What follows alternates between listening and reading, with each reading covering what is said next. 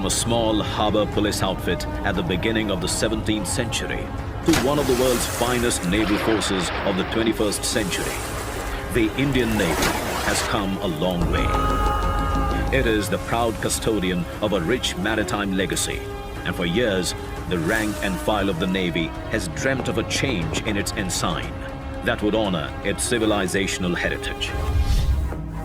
Over the years, India's naval ensign has undergone several changes and transformed on many occasions, shedding the last remnants of the colonial past. On 2nd September 2022, the Indian Navy adopts its new naval ensign. With the national flag on the upper canton and a blue octagonal shape encompassing the national emblem sitting atop an anchor depicting steadfastness and superimposed on a shield with the Navy's motto, Sham No Varuna in Devanagari. The octagonal shape represents the 8 directions, symbolizing the Indian Navy's multi-directional reach and multi-dimensional operational capability.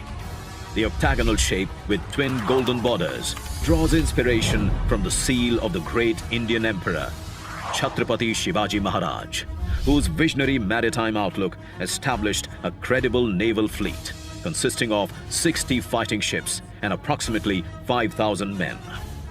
The rising Maratha naval power during Shivaji Maharaj's period was the first to secure the coastline against external aggression.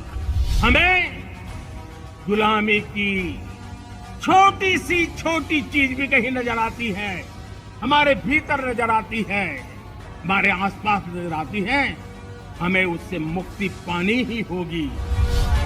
As India marks the अभी जो आपने ये video देखा है इसको थोड़ी देर में discuss करेंगे, पहले लेक्चर को स्टार्ट कर लेते हैं. So hi guys and welcome back to the channel Deepak Yadav education. Welcome to the daily Hindu news and editorial analysis of 3 September 2022. तो गाइज आज है तारीख 3 सितंबर 2022 और है सैटरडे. देखेंगे आज के द हिंदू कंप्लीट न्यूज़पेपर को एनालाइज करेंगे. बट लेक्चर में आगे बढ़ने से पहले अगर आप लोगों को इस लेक्चर का PDF चाहिए तो क्या करना है, सबसे पहले डाउनलोड करना है टेलीग्राम, देन उसके बाद जाके सर्च बॉक्स में टाइप करना Deepak Yadav education UPSC. As you can see guys आप लोगों को ये वाला चैनल मिल जाएगा, इस पर क्लिक करना और जाकर इस चैनल को ज्वाइन कर लेना. देखो अगर आप लोगों को इस तरीके से ये चैनल नहीं मिलता है तो नीचे डिस्क्रिप्शन बॉक्स में PDF लिंक के नाम से एक लिंक दिया गया है. जैसे आप लोग उस पर क्लिक करोगे ये चैनल ऑटोमेटिकली ओपन हो जाएगा, इसको जाके ज्वाइन कर लेना. ज्वाइन करने से फ़ायदा क्या होगा, यहाँ पर डेली बेसिस पर लेक्चर का PDF मिल जाता है, डेली करंट अफेयर के वीडियो का PDF मिल जाता है और डेली बेसिस पर बहुत सारे डिजिटल नोट्स मिल जाते हैं. नाउ बढ़ते हैं आगे बढ़ने से पहले हमेशा की तरह हम लोग अपने लेक्चर को एक मैप के क्वेश्चन के साथ स्टार्ट करेंगे. तो आज आप सभी लोगों को मैप में जाकर देखना है, इंडोनेशिया को काफ़ी चर्चा में है, तो अच्छे से मैप में देखना. देन उसके बाद आकर नीचे कमेंट सेक्शन में टाइप करना, जैसे कि आप लोग इसको लंबे समय तक याद रख पाओगे. साथ ही साथ में एक क्वेश्चन सॉल्व करेंगे जो कि UPSC प्रीवियस ईयर साल 2013 के प्रीलिम्स में पूछा गया था. डेली बेसिस पर हम लोग यहाँ पर एक प्रीवियस ईयर क्वेश्चन को भी सॉल्व करते हैं. क्वेश्चन बहुत सिंपल सा है. क्या बोलता है, which of the following diseases can be transmitted from one person to another through tattooing. जो टैटू होता है ना, इस टैटू के माध्यम से कौन सी ऐसी बीमारी है जो कि एक व्यक्ति से दूसरे व्यक्ति में ट्रांसमिट हो सकती है.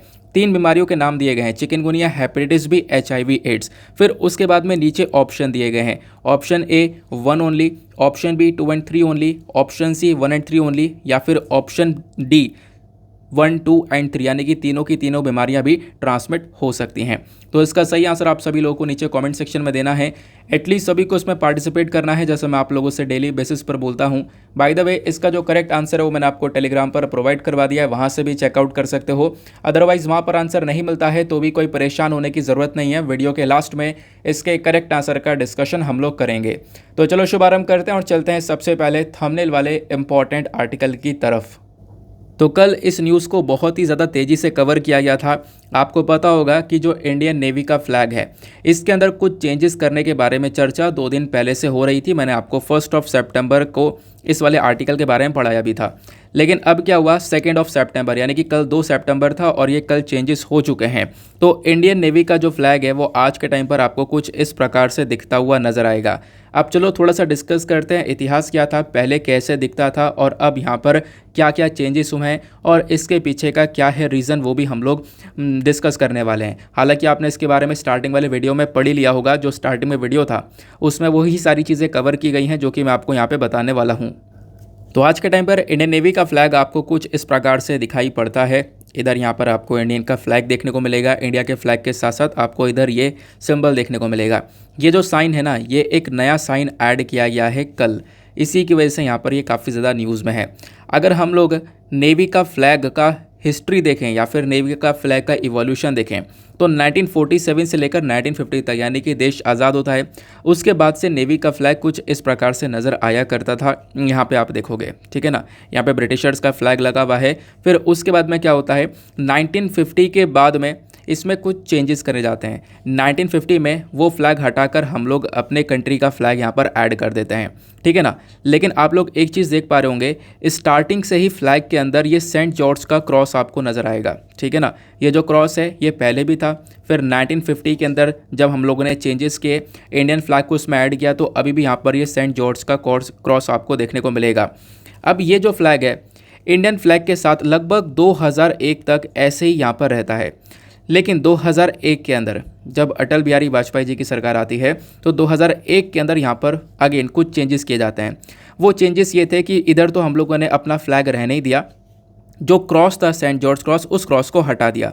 क्रॉस को हटाने के बाद में यहाँ पर एक छोटा सा सिंबल ऐड कर दिया, आप लोग को इधर दिख रहा होगा, ठीक है ना। इधर हम लोगों ने अपना एम्बलम लगा दिया था। फिर 2001 से लेकर 2004 तक यानी कि कुछ ही टाइम तक कुछ इस प्रकार से फ्लैग मेंटेन रहा। फिर 2004 से लेकर 2014 के बीच में जब आप लोग देखोगे तो ये जो सेंट जॉर्ज क्रॉस है ना, ये वापस से आ गया और वापस से यहाँ पर क्रॉस आया। क्रॉस के बीच में इधर आप देख पाओगे ये एक एम्बलम भी आ गया है सत्यमेव जयते के साथ में, यानी कि 2004 से लेकर 2014 तक यहाँ पर सीन वापस से बदल गया था। यहाँ पे सेंट जॉर्ज क्रॉस वापस से आ चुका था। लेकिन 2014 से लेकर फिर अभी 2022 तक, सॉरी एक चीज़ यहाँ पर आप लोग देख पाओगे 2004 से 14 में सत्यमेव जयते नहीं लिखा हुआ था, लेकिन 2014 से आज के टाइम तक 2022 तक, इनफैक्ट 2 सितंबर से पहले तक, तो यहाँ पे इस प्रकार से एम्बलम भी था और नीचे इसके सत्यमेव जयते भी लिखा हुआ था।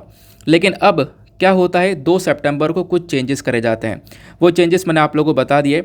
उस चेंजेस के अंदर यहाँ पर ये हुआ है कि अगेन हमने ये जो सेंट जॉर्ज क्रॉस है ना, इसको हटा दिया है और क्रॉस हटाने के बाद में एक सिंबल ऐड किया है। वो सिंबल आपको कुछ इस प्रकार से नज़र आएगा, ठीक है ना। इधर यहाँ पर एम्बलम भी है, प्लस यहाँ पर हमारे नेवी का जो मोटो है वो भी आपको ये देखने को मिलेगा। और उसके बाद में ये जो एक तरीके से पूरा का पूरा साइन है, ये जो शेप है ये कहाँ से लिया गया है, ये जो शिवाजी महाराज का साइन है यहाँ पे आप लोग देख पाओगे, ये शिवाजी महाराज का साइन है। इसी साइन से यहाँ पर इस वाले साइन को बनाया गया है, आप लोग इसको देख पा रहे होंगे, ठीक है ना। आगे आते हैं, अब शिवाजी महाराज से यहाँ पर इंस्पिरेशन लिया गया है, बेसिकली यहाँ पर इनको ट्रिब्यूट दिया गया है। शिवाजी महाराज को हम लोग फादर ऑफ इंडियन नेवी के नाम से भी जानते हैं, ठीक है ना। तो ये बात आपको ध्यान में रखनी है। बाकी जो शेप है आप देख पाओगे ऑक्टागोनल शेप है जो कि 8 दिशाओं को दिखाता है, ठीक है ना। ये बेसिकली आपको पूरा का पूरा फ्लैग का आज के टाइम पर सीन देखने को मिलेगा। इस प्रकार से अब ये फ्लैग हो चुका है। क्लियर हुआ। नेक्स्ट आर्टिकल पर आते हैं। फिर यहाँ पर एक चीज़ आप देख पाओगे 1950 से जो चेंजेस हो रहे हैं, 1950 से अभी तक का ये चौथा एक बहुत बड़ा बदलाव किया गया है। ये बेसिकली चौथा बदलाव है। बीच में क्या क्या बदलाव होते रहे वो मैंने आपके साथ में ऑलरेडी डिस्कस किया। नेवी का जो मोटो है वो भी आपको यहाँ पर देखने को मिलेगा। नेवी का जो मोटो है वो है साम नो वरुणा। बेसिकली इसको देवनागरी स्क्रिप्ट में यहाँ पर लिखा गया है गोल्डन कलर में। वो आप लोगों ने यहाँ पे कॉम्बिनेशन ऑलरेडी देख लिया है, जैसे मैंने अभी आपको थोड़ी देर पहले पिक्चर में दिखाया था। नाउ नेक्स्ट आर्टिकल पर आते हैं। अब देखो नेवी के बारे में चर्चा हो ही रही है, साथ ही साथ में INS विक्रांत के बारे में बहुत ज़्यादा चर्चा हो रही है। INS विक्रांत जो है ना पूरी तरह से रेडी हो चुका है और इसको हमने अपने नेवी के अंदर कमीशन कर दिया है। अब हम लोग इसका यूज़ करने वाले हैं। बहुत लंबे समय से यहाँ पर ये न्यूज़ में बना रहा है। थोड़ा डिटेल से डिस्कस करेंगे क्योंकि आज बहुत सारी डिटेलिंग्स आपको INS विक्रांत के बारे में जानने को मिलेंगी। पहली चीज़ ये विक्रांत है क्या। देखो विक्रांत एक एयरक्राफ्ट कैरियर है। अब एयरक्राफ्ट कैरियर मतलब क्या होता है, बड़ा सा आपको जहाज़ देखने को मिलेगा, बहुत ही विशाल साइज़ का। इनफैक्ट ये कितना बड़ा है आप कह सकते हो, एक फुटबॉल फील्ड होता है वैसे ही एक और फुटबॉल फील्ड ले लो, दोनों फुटबॉल फील्ड से भी बड़ा ये पूरे साइज़ का जहाज़ देखने को मिलेगा। अब होता क्या है, इसके नाम से पता चला है एयरक्राफ्ट कैरियर। यह अपने ऊपर बड़े बड़े एयरक्राफ्ट्स को रख सकता है, अपने ऊपर ये विमान को लेकर चल सकता है। इतना बड़ा साइज़ आपको इस INS विक्रांत का देखने को मिलता है। अब इसके बारे में जो डिटेलिंग्स दी गई हैं वो यहाँ पे एक एक करके आप लोग देख सकते हो। देखो, इस विक्रांत के बारे में खास बात यह है कि पहली चीज़ ये इंडिजीनियसली बनाया गया है। हमने खुद, इंडिया का पहला ऐसा एयरक्राफ्ट कैरियर है जिसको हमने खुद बनाया है। एक टाइम पे हम लोग सोचा भी नहीं करते थे कि हमारे पास में खुद का बनाया हुआ एयरक्राफ्ट कैरियर होगा, लेकिन आज के टाइम पर आपको ये एयरक्राफ्ट कैरियर तैयार देखने को मिलेगा। इनफैक्ट पूरी तरह से रेडी होकर अब ये अपने काम के लिए तैयार हो चुका है। इसके बारे में चर्चा 2009 से की गई थी, फिर अगस्त 2013 के अंदर इस शिप को लॉन्च कर दिया गया था। पहली बार पानी के अंदर इसको उतारा गया। फिर 2013 से लेकर नवंबर 2020 में आप देख पाओगे बीच में काम करता रहा, और यहाँ पे हम लोगों ने जो ट्रायल्स हैं वो पूरे कर लिए थे। 2013 से लेकर 2020 तक बहुत सारे ट्रायल्स चले। देन उसके बाद जुलाई 2022 तक जो सी ट्रायल है वो यहाँ पे कंप्लीट हो चुके थे। फिर जुलाई 2022 तक यहाँ पर नेवी को ये डिलीवर कर दिया गया था। फिर अभी सितंबर 2022 में नेवी के अंदर कमीशन हो चुका है। नाउ अब इसने वर्क करना स्टार्ट कर दिया है। अब इस जहाज़ के फीचर्स के बारे में बताया गया है, जैसे कि इसकी जो लेंथ है वो आपको 262.5 मीटर्स देखने को मिलेगी। जैसे मैंने आपको बताया, जो फुटबॉल फील्ड्स होते हैं, 2 फुटबॉल फील्ड के साइज़ से भी ज़्यादा बड़ा इसका साइज़ देखने को मिलेगा। इस पूरे जहाज़ की जो हाइट है वो लगभग यहाँ पर आपको इतनी ऊंची दिखाई देखने को मिलेगी, लगभग 18 जो मंजिला होता है ना, उतनी ऊंची यहाँ पर इसकी हाइट आपको देखने को मिल जाती है, 61.6 मीटर्स के आसपास। बाकी यहाँ पर इसका जो वेट है, जो डिस्प्लेसमेंट वेट आप देखोगे वो है 42,800 टन के आसपास का। कॉस्ट कितनी लगी है तो 20,000 करोड़ के आसपास की यहाँ पर कॉस्ट लग गई है। इनफैक्ट बोला गया अगर एक व्यक्ति यहाँ पर वॉक करना स्टार्ट कर दे इस पूरे जहाज़ के ऊपर, इसकी लॉबीज़ को, इसके पूरे पैसेज को वॉक करे तो उसको लगभग 12 किलोमीटर चलना होगा। इतना विशाल सा ये जहाज़ आपको देखने को मिलता है। बाकी कितने क्रू मेंबर्स आ सकते हैं वो सारी बातें बताई गई हैं। 1600 क्रू यहाँ पर हो सकते हैं एक साथ। 2300 कंपार्टमेंट बनाए गए हैं। इसकी जो मैक्सिमम स्पीड है 28 नॉट्स की है, मतलब 51 से लेकर 52 किलोमीटर पर आवर की स्पीड आपको देखने को मिलेगी। फिर उसके बाद में कितने एयरक्राफ्ट्स रख सकता है, देखो अपने ऊपर ये लगभग 30 फाइटर एयरक्राफ्ट्स हेलीकॉप्टर्स को लेकर चल सकता है, जिसमें MiG-29 हो सकते हैं, कामोव हो सकता है, MH-60R चॉपर्स हो सकते हैं। अपने आप में विशाल जो भी हमारे पास में एयरक्राफ्ट्स हैं उनको यहाँ पे ये अपने ऊपर रखकर चल सकता है। ये इसकी एक खास बात आपको देखने को मिल जाती है। ठीक है ना, आई होप आपको ये काफ़ी अच्छे से क्लियर हो चुका है। तो यह है INS विक्रांत। इसके अलावा हमारे पास में एक और एयरक्राफ्ट कैरियर है, वो है INS विक्रमादित्य। यह है INS विक्रांत। अच्छा, एक बात और ध्यान रखना, INS जो विक्रांत है ना, इस प्रकार से हमारे पास में इंडिया का पहला एयरक्राफ्ट कैरियर हुआ करता था। 1971 के वॉर में यहाँ पर उसने अपना रोल प्ले किया था, लेकिन उसको हमने बाद में डिकमीशन कर दिया था। तो उसी के नाम पर यहाँ पर इसी वाले नए वाले हमने एयरक्राफ्ट कैरियर का नाम रखा है। यानी कि भारत के पास में पहले भी एक INS विक्रांत के नाम से एयरक्राफ्ट कैरियर हुआ करता था, लेकिन उसी के नाम पे हम लोगों ने इस नए वाले एयरक्राफ्ट कैरियर का नाम रखा है। ठीक है ना, ये आप लोग को ध्यान रखना है। वैसे अगर पूछा जाए कि इंडिया के पास में अभी कितने एयरक्राफ्ट कैरियर हैं, आपको 2 देखने को मिल जाते हैं। वो है INS विक्रमादित्य, एक तो ये हो गया जो कि ऑलरेडी वर्किंग में है, और अब यहाँ पर दूसरा भी आ चुका है, वो है INS विक्रांत। क्लियर हुआ? चलो आगे आते हैं अगले आर्टिकल पर। सेम पेज पर आपको एक छोटा सा आर्टिकल देखने को मिल जाएगा यहाँ पर, India to host Quad senior officials meeting next week. अगले सप्ताह यहाँ पर क्वाड मीटिंग देखने को मिल सकती है, और उस मीटिंग को इंडिया होस्ट करने वाला है। इंडिया पूरी मीटिंग को होस्ट करेगा, ऐसा यहाँ पर मेंशन किया गया है। और इस क्वाड ग्रुप के अंदर आने वाली 4 कंट्रीज़ यहाँ पर मीटिंग करने वाली हैं। आपको पता होगा ये क्वाड क्या है, ये 4 कंट्रीज़ का ग्रुप है। वो 4 कंट्रीज़ कौन कौन सी हैं? वो है अमेरिका यानी US, then Japan, then Australia, then उसके बाद में इंडिया। इन 4 कंट्रीज़ का ये ग्रुप देखने को मिलता है क्वाड। अब ये जो मीटिंग है ये होने वाली है 5 से 6 सितंबर के बीच में। अभी कुछ दिन में यहाँ पर ये मीटिंग होगी। वहाँ पर काफ़ी सारा डिस्कशन किया जाएगा। ऑब्वियस ही बात है, पहले कोई प्रेडिक्शन नहीं किया जा रहा है कि क्या डिस्कशन होगा, वो मीटिंग होने के बाद ही हम लोग को अगले दिन पता चल जाएगा। लेकिन एक बात और बताई जा रही है कि देखो अभी क्वाड की मीटिंग को अटेंड करेंगे PM। क्वाड की मीटिंग के बाद एक और मीटिंग होने वाली है, वो है शंघाई कोऑपरेशन ऑर्गेनाइजेशन की, कल जिसके बारे में मैंने आपको बताया था। जो SCO की मीटिंग होगी वो उज़्बेकिस्तान में होगी, और वो भी सितंबर के बीच में देखने को मिलेगी। मतलब अभी तो 5 से 6 सितंबर के बीच में ये क्वाड की मीटिंग हो जाएगी, फिर उससे 10-15 दिन बाद यहाँ पर एससीओ की मीटिंग देखने को मिलेगी। और ख़ास बात यह है कि उस एससीओ की मीटिंग में इंडिया के पीएम और साथ ही साथ में चाइनीज़ प्रेसिडेंट शी जिनपिंग ये दोनों भी मिलने वाले हैं, ऐसा हम लोग बोल सकते हैं। फिर उसके बाद में इसी साल G20 का समिट भी होना है, वहाँ पे भी आप कह सकते हो हमारे पीएम जाने वाले हैं। तो उसके बारे में यहाँ पर मेंशन किया गया कि अभी बहुत सारी मीटिंग्स आने वाली हैं, लेकिन अभी जो रिसेंटली आने वाली है, जो मतलब जो चर्चा में बहुत जल्दी आएंगी, वो है क्वाड और दूसरा यहाँ पर एससीओ की मीटिंग, ठीक है ना, ये आपको ध्यान में रखना है।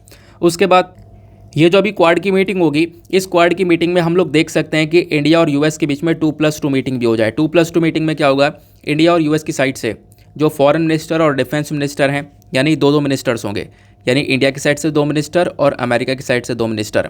और वो 2 मिनिस्टर कौन से होंगे, फॉरेन मिनिस्टर और डिफेंस मिनिस्टर, और उधर की साइड से भी वही होंगे, फॉरेन मिनिस्टर और डिफेंस मिनिस्टर। तो ये 2+2 मीटिंग भी होने वाली है क्वाड के बाद।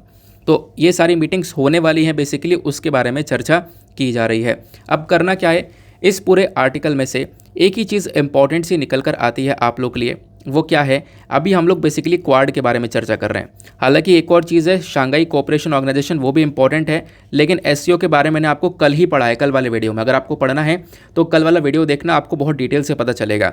लेकिन क्वाड पढ़े हुए काफ़ी टाइम हो चुका है, तो आज क्वाड के बारे में डिस्कशन करेंगे। पहली बात, इसको क्वाड क्यों बोला जाता है? देखो, क्वाड्रिलेटरल सिक्योरिटी डायलॉग के नाम से जानते हैं, क्योंकि क्वाड जो है ना, बेसिकली यहाँ पर एक ऐसा शेप होता है जिसके आपको 4 कोने देखने को मिलेंगे। और इसमें भी क्वाड के अंदर भी कितनी कंट्रीज़ है, 4 ही कंट्रीज़ है। इंडिया हो गया, जापान हो गया, इधर यूएसए हो गया और इधर ऑस्ट्रेलिया हो गया, ठीक है ना। अब देखो यहाँ पर ये क्वाड बनता कैसे है, इसके बारे में चर्चा करते हैं। ये जो पूरा का पूरा ग्रुप है, क्वाड ग्रुप, इनका मेजर ऑब्जेक्टिव है आज के टाइम पर इंडो पैसिफिक रीजन के अंदर शांति बना के रखना। इंडो पैसिफिक रीजन के लिए यहाँ पर इस पर्टिकुलर ग्रुप को बनाया गया है। और इस क्वाड का एक मेजर फोकस देखने को मिलता है कि जो चाइना का जो प्रेजेंस आज के टाइम पर बढ़ रहा है, उस चीज़ को भी काउंटर किया जाए। चाइना को काउंटर करने के लिए भी आपको ये देखने को मिलेगा, क्वाड को बनाया गया। क्वाड का गठन आखिरकार होता कैसे है? देखो, पहले यहाँ पर क्वाड 1.0 की अगर हम लोग बात करें तो कैसे बनता है, साल 2004 की बात थी। क्वाड का ओरिजिन इस प्रकार से होता है कि इंडियन ओशन के अंदर एक सुनामी आ जाती है, और उस सुनामी में जापान, यूएस, ऑस्ट्रेलिया और इंडिया, ये चारों साथ में आ जाते हैं और साथ में मिलकर रेस्क्यू ऑपरेशन चलाते हैं। उस पर्टिकुलर रीजन के अंदर जो सिचुएशन ख़राब होती है, वहाँ पे उस सिचुएशन को सही करती हैं चारों कंट्रीज़ मिलकर। तभी से यहाँ पर आप कह सकते हो ये चर्चा होने लगी क्वाड की। हालांकि वो रेस्क्यू ऑपरेशन चलाने के बाद में उस ग्रुप के बारे में कोई चर्चा हुई नहीं, बाद में उन्होंने शांति बना दी वहाँ पर। उसके बाद यहाँ पे वो ग्रुप वापस से मतलब आप कह सकते हो डिसबैंड हो गया, तो उसके बारे में कोई चर्चा हुई नहीं। लेकिन 2006 में क्या होता है, जो आज के टाइम पर आप देख पाओगे, जो जापान के फॉर्मर प्राइम मिनिस्टर थे शिंजो एबे साहब, रिसेंटली यहाँ पर इनकी मृत्यु होती है। तो जो शिंजो एबे साहब हैं, इन्होंने यहाँ पर एक कॉन्सेप्ट रखा क्वाड का। ये बेसिकली क्वाड का कॉन्सेप्ट लाने वाले ही यही व्यक्ति थे कि चारों कंट्रीज़, यानी कि इंडिया, ऑस्ट्रेलिया, जापान और साथ ही साथ में यूएस, इन चारों कंट्रीज़ को साथ में मिलकर आ जाना चाहिए। तो ये कॉन्सेप्ट शिंजो एबे साहब का था। 2006 में कॉन्सेप्ट लेकर आए। 2007 में पहली इनफॉर्मल मीटिंग हो जाती है चारों कंट्रीज़ के बीच में। फिर उसके बाद में 2007 के सितंबर के मंथ में आप देखोगे मिलिट्री एक्सरसाइज को कंडक्ट किया जाता है। ठीक है ना, एक मिलिट्री एक्सरसाइज होती है, उसको मालाबार मिलिट्री एक्सरसाइज का नाम दिया जाता है। एक अभ्यास होता है इन चारों के चारों देशों के बीच में, सिंगापुर को भी यहाँ पर ऐड किया जाता है। तो ये बात यहाँ पर मतलब 2007 तक खूब अच्छे से बात हो रही थी क्वाड की। लेकिन 2007 के अंदर ही क्या होता है, क्वाड गिरने लगता है, क्वाड का कॉन्सेप्ट डूबने लगता है। उसके पीछे का रीज़न क्या था, क्योंकि 2007 में क्या होता है, सितंबर के मंथ में जो शिंजो एबे साहब है वो जापान के प्राइम मिनिस्टर के पद से रिज़ाइन कर देते हैं। एक तो पहला रीज़न ये था क्वाड के फॉल के पीछे का। दूसरा रीज़न ये था कि 2007 में ही नवंबर के मंथ में क्या होता है कि जो क्वाड के क्रिटिक हैं केविन रोड, ये ऑस्ट्रेलिया के पीएम बन जाते हैं। मतलब केविन रोड यहाँ पर जो ऑस्ट्रेलिया के पीएम उस समय पर बनते हैं, उनको क्वाड बिल्कुल पसंद नहीं रहता है।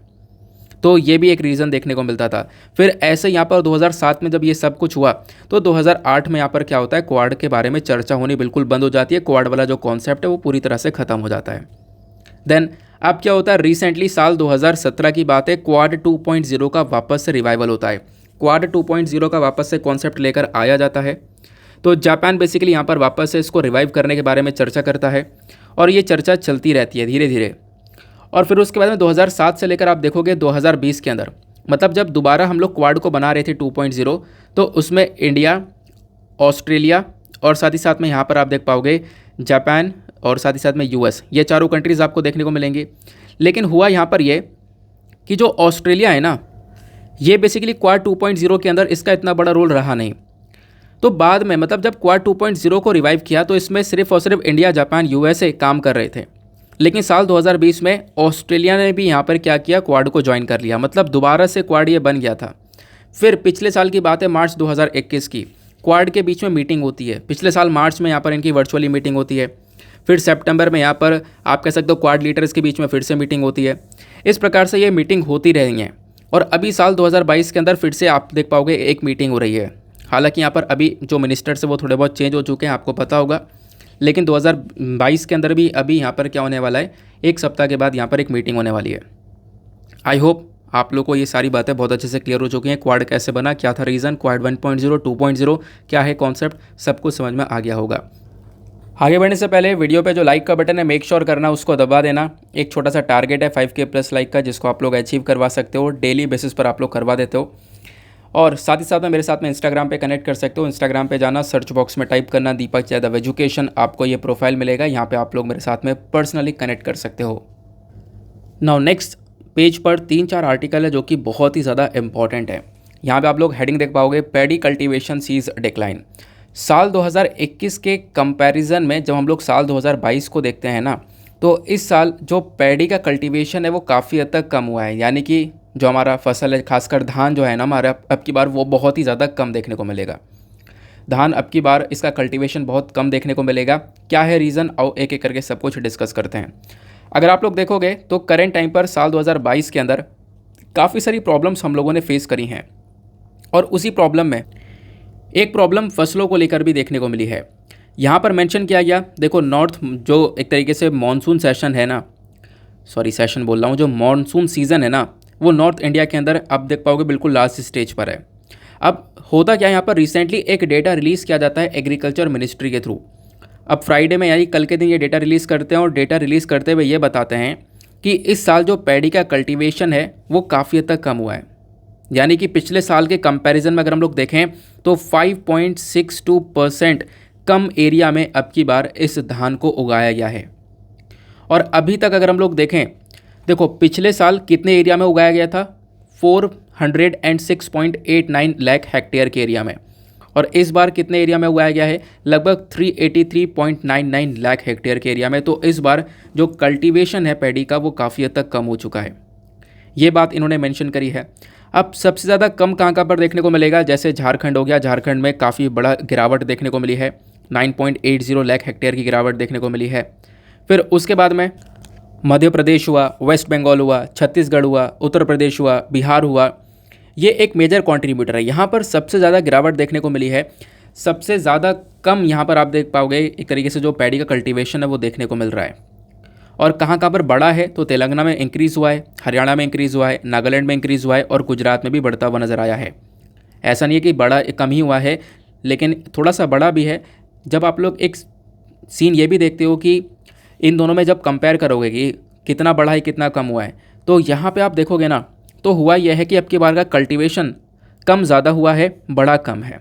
मतलब वही कहने की बात है, कल्टीवेशन काफ़ी हद तक कम हो चुका है। जो भी हमारा धान है उसकी जो खेती अब की बार थोड़े से कम एरिया में की गई है। क्लियर हो गया। फिर ऐसा ही सिनेरियो आपको पल्सेस का देखने को मिलेगा। धान के अलावा दालों का भी यही हाल है। जब आप लोग पल्सेस को देखते हो तो कल्टीवेशन अब की बार अगेन कम है। पिछले साल लगभग 135.46 लाख हेक्टेयर के एरिया में कल्टीवेशन हुआ था, तो अब की बार ये 129.55 लाख हेक्टेयर पहुंच चुका है। यानी अब की बार भी कल्टीवेशन काफ़ी कम हुआ है, ऐसा यहाँ पर मेंशन किया गया। हालांकि कुछ एरियाज़ जहाँ पर दाल का कल्टीवेशन काफ़ी बड़ा है, जैसे मध्य प्रदेश में इंक्रीज़ हुआ, उत्तर प्रदेश, असम, महाराष्ट्र, उसके बाद यहाँ पर तेलंगाना, झारखंड, कर्नाटका, कुछ इन एरियाज़ में ग्रो होता हुआ नज़र आया है। लेकिन ओवरऑल अगर हम लोग देखें तो बेसिकली पल्सेस को लेकर भी एक सिचुएशन अब की बार थोड़ी सी ख़राब होती हुई नज़र आई है। ये बात यहाँ पर बताई गई। अच्छा ये बताओ कि सर इसके पीछे का रीज़न क्या है? रीज़न नहीं बताया गया। रीज़न मैंने अभी तक जानबूझकर छोड़ा है, वो इस पैरा में रीज़न बताया गया है। रीज़न क्या है?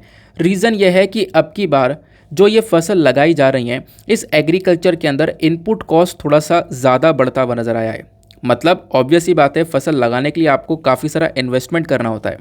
फॉर एग्जांपल फर्टिलाइज़र चाहिए, खाद चाहिए, है ना, उसको ग्रो करने के लिए। तो अब की बार फर्टिलाइज़र के दाम बहुत ज़्यादा इंक्रीज़ हो गए हैं, फर्टिलाइज़र के दाम बहुत ज़्यादा इंक्रीज़ हो गए हैं। इस वजह से अब की बार का कल्टीवेशन भी कम ही रहा, ठीक है ना, क्योंकि ऑब्वियस सी बात है, क्रॉप्स को उगाने के लिए, फसलों की ग्रोथ के लिए हमें फर्टिलाइज़र की ज़रूरत पड़ेगी, खाद की ज़रूरत पड़ेगी। इसके दाम बढ़ गए, लोगों ने यहाँ पर क्या किया, इसको ग्रो करना ही कम कर दिया, क्योंकि महंगे महंगे फर्टिलाइज़र लोग यहाँ पर अफोर्ड नहीं कर पा रहे थे, जिसकी वजह से हमारा जो एग्रीकल्चर है, खासकर पैडी कल्टीवेशन है, वो थोड़ा सा डिक्लाइन हो गया। आई होप आपको ये सारी बातें अच्छे से समझ में आ चुकी हैं। अब देखो, फर्टिलाइज़र ना एक बहुत इंपॉर्टेंट टॉपिक बन चुका है, इसके बारे में सारी बातें पढ़कर ही जाना एग्जामिनेशन के अंदर, क्योंकि बहुत ज़्यादा न्यूज़ में है। और आप देखोगे आज एक और आर्टिकल फर्टिलाइज़र के ऊपर ही है, और ये भी यहाँ पर यही मेंशन करते हैं कि जो फर्टिलाइज़र की कमी है ना, ये कहीं ना कहीं पूरे क्रॉप साइकिल को अफेक्ट करेगी। पूरे दुनिया के अंदर अगर हम लोग बात करें, जो क्रॉप साइकिल वो बुरी तरह से अफेक्ट हो रहा है सिर्फ और सिर्फ फर्टिलाइज़र की कमी से। ये बेसिकली एक स्टेटमेंट निकल कर आया है यहाँ पे, एक तरीके से एक डायरेक्टर जनरल है, इनके थ्रू एक स्टेटमेंट निकल कर आया है। तो यहाँ पे दोनों अगर आर्टिकल को हम लोग कंबाइन करें तो एक फर्टिलाइज़र मेजर टॉपिक हो जाता है। तो क्या है फर्टिलाइज़र, और डिटेल से समझते हैं। इंडिया के अंदर फर्टिलाइज़र का स्टेटस क्या है उसको समझते हैं, ये बहुत इंपॉर्टेंट है। देखो, जब हम लोग बात करते हैं भारत की, तो भारत हर साल, अगर हम लोग देखें पिछले 10 सालों का डेटा देखें, तो पिछले 10 साल में हर साल इंडिया लगभग 500 लाख मेट्रिक टन के आसपास फर्टिलाइज़र का कंजम्पशन करता है। हम लोग इतना सारा फर्टिलाइज़र का यूज़ करते हैं अपने एग्रीकल्चर को बढ़ाने के लिए। और यहाँ पे आप देखोगे, जब बात करते हैं फर्टिलाइज़र की, तो फर्टिलाइज़र अलग अलग प्रकार के होते हैं। एक तो यूरिया होता है, ये तो आपको पता है, यूरिया का डायरेक्टली इस्तेमाल किया जाता है खेती बाड़ी के अंदर में। यूरिया के अलावा देखो यहाँ पे होता है MOP, DAP, ये भी आपको अलग अलग फर्टिलाइज़र्स देखने को मिलते हैं। ये तो हो गया यूरिया अलग हो गया, और ये कौन से हो गए, ये हो गया नॉन यूरिया, ठीक है ना। अभी जो नॉन यूरिया फर्टिलाइज़र्स हैं, ये वैरायटी थोड़ी सी ज़्यादा महंगी होती है, जिसकी वजह से जो बहुत सारे फार्मर्स हैं ना, वो आज के टाइम पर यूरिया का ही ज़्यादातर उपयोग करते हैं, यूरिया का ही ज़्यादातर इस्तेमाल करते हैं। और इंडिया के अंदर स्टेटस की बात करें तो मैं आपको बता दूं कि हो क्या रहा था कि नॉन यूरिया वाले जो फर्टिलाइज़र हैं, DOP, MOP, ये बहुत ज़्यादा महंगे हो रहे थे। इसकी वजह से सारे फार्मर्स ने यूरिया को यहाँ पर मतलब यूज़ करना सही समझा। और आपको पता है, यूरिया का काफ़ी सारा गलत उपयोग भी हो रहा था। यूरिया वाइट कलर के दानेदार दिखता है, आपको पता होगा, सफ़ेद सफ़ेद कलर का दाने दाने से होते हैं। तो इसका गलत उपयोग क्या हो रहा था कि यूरिया का इस्तेमाल डेयरी प्रोडक्ट्स के अंदर, दूध के अंदर मिलावट वगैरह के लिए भी किया जा रहा था। तो इसके लिए सरकार ने एक स्टेप उठाया। स्टेप ये था कि सरकार ने यहाँ पे बोला कि भैया अब यूरिया को हम लोग क्या कर देंगे, नीम कोटेड कर देंगे, यानी वो हरा कलर का दिखेगा, उसके ऊपर नीम की कोटिंग कर दी जाएगी, ताकि उसका जो गलत उपयोग हो रहा है नॉन एग्रीकल्चर पर्पज़ के लिए, जैसे मैंने आपको बताया, यानी खेती बाड़ी में यूरिया का इस्तेमाल होता है, लेकिन बहुत गलत तरीके से यूज़ हो रहा था यूरिया का बाकी सारे अलग अलग जगह पर। तो उन बाकी सारी चीज़ों को रोकने के लिए क्या किया गया, यूरिया के ऊपर नीम की कोटिंग कर दी गई, और इस वजह से यहाँ पर वो जो वाइट कलर का दिखाई पड़ता था वो बेसिकली थोड़ा सा हरा कलर का दिखाई पड़ने लगा। और इसकी वजह से काफ़ी फ़ायदा ही मिलता है, मिट्टी वगैरह की जो खपत है वो काफ़ी बढ़ जाती है। ऑब्वियस सी बात है, उसके बेनिफिट्स काफ़ी सारे देखने को मिलते हैं। क्लियर हो गया। फिर उसके बाद में एक और पॉइंट आता है, जब आप लोग साल 2018-19 और साल 2020-21 को देखते हो ना, तो इंडिया का जो फर्टिलाइज़र इंपोर्ट है, भारत ने कितना इंपोर्ट किया है, तो इस इंपोर्ट को देखोगे तो लगभग यहाँ पर ये 8% से इंक्रीज़ होता हुआ नज़र आया है। हम लोग साल ब साल फर्टिलाइज़र को इंपोर्ट करते रहे हैं और वो इंपोर्ट इंक्रीज़ हो रहा है।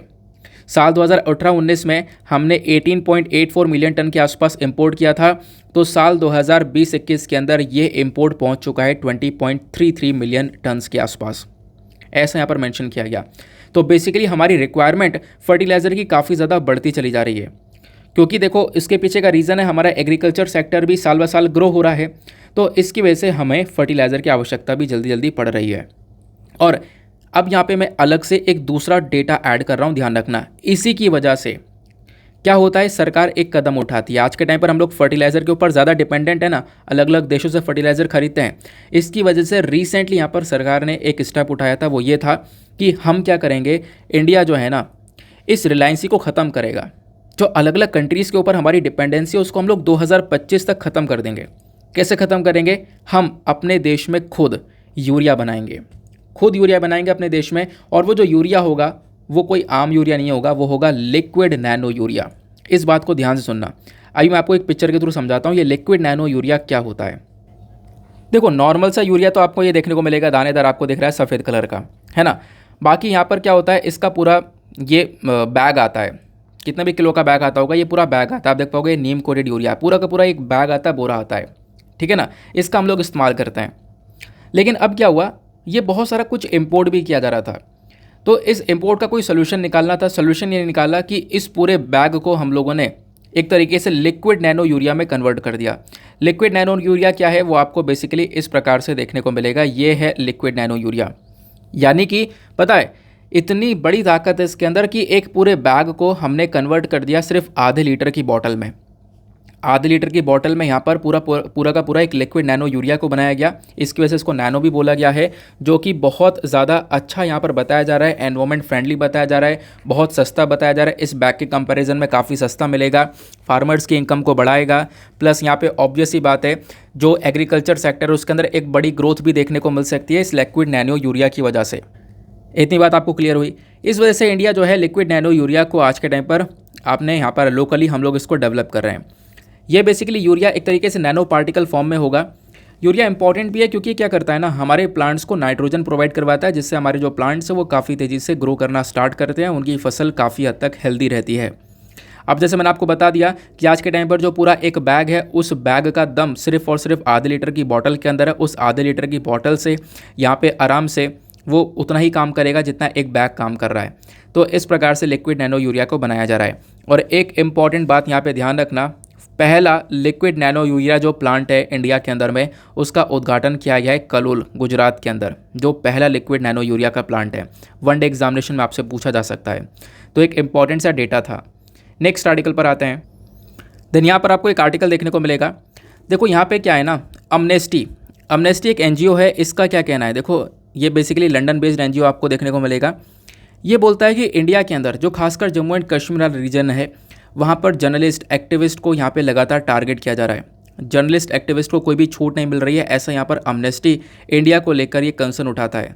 अमनेस्टी इंटरनेशनल ने फ्राइडे में बोला कि इसने रिसेंटली लगभग 60 ऐसे केसेस रिकॉर्ड करे हैं जहाँ पर जर्नलिस्ट का जो भी यहाँ पर राइट्स हैं उनका वॉयलेशन हुआ है, उनके हकों का वॉयलेशन हो रहा है, उनके राइट्स को वॉयलेट किया जा रहा है, ऐसा यहाँ पर ये अमनेस्टी इंटरनेशनल बोलता है।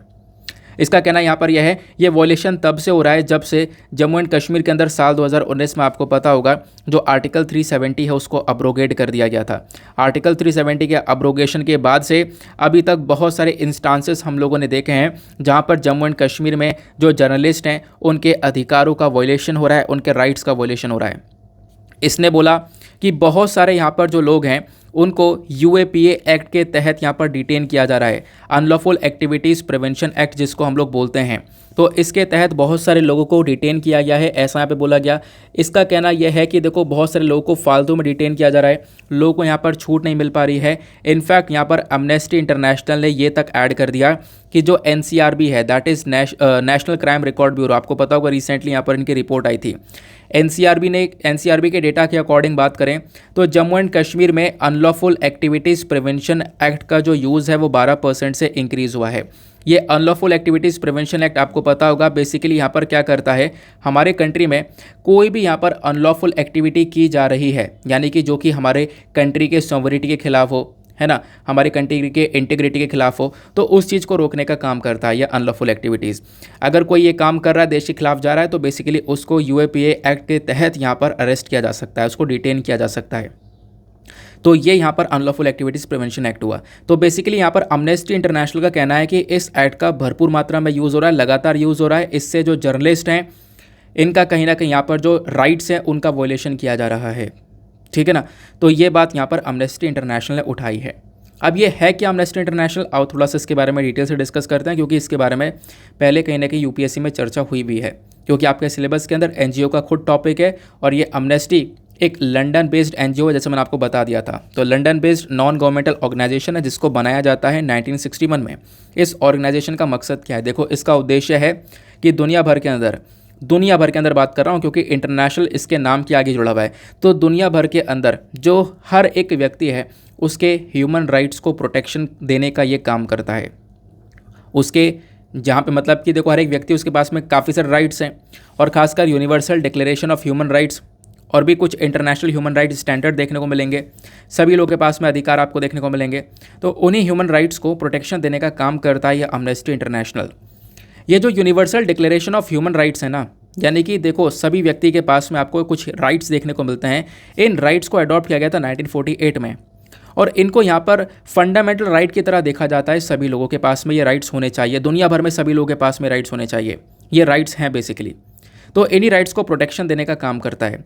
साथ ही साथ में अमनेस्टी इंटरनेशनल क्या करता है, कुछ रिसर्चेस वगैरह कंडक्ट करता है और यहाँ पर देखता है कि कहाँ कहाँ पर ह्यूमन राइट्स का एब्यूज़ हो रहा है, ह्यूमन राइट्स का वॉयलेशन हो रहा है, वहाँ पे जस्टिस की डिमांड करता है, ठीक है ना।